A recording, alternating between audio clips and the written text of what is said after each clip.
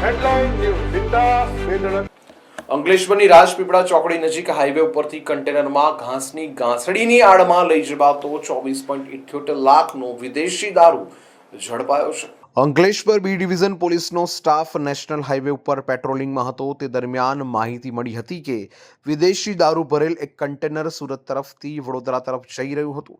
જે માહિતીના આધારે બી ડિવિઝન પોલીસે અંકલેશ્વરની રાજપીપળા ચોકડી નજીક નેશનલ હાઈવે ઉપર વોચ ગોઠવી હતી.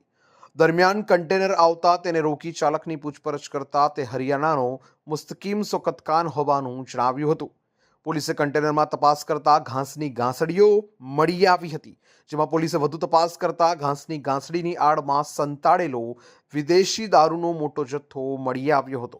પોલીસે કન્ટેનર ચાલકની ધરપકડ કરી ₹24,78,000થી વધુનો વિદેશી દારૂનો જથ્થો, 10 લાખનું કન્ટેનર અને 18,894 નંગ ઘાસની ગાંસડી તેમજ મોબાઈલ મળી કુલ ₹35 લાખ ઉપરાંતનો મુદ્દામાલ જપ્ત કરી હરિયાણાના આદિલ ખાન અને શાહરૂખ તેમજ સાકિર નામના ઈસમોને વોન્ટેડ જાહેર કરી તેઓના વિરુદ્ધ ગુનો નોંધી વધુ તપાસ હાથ ધરી છે.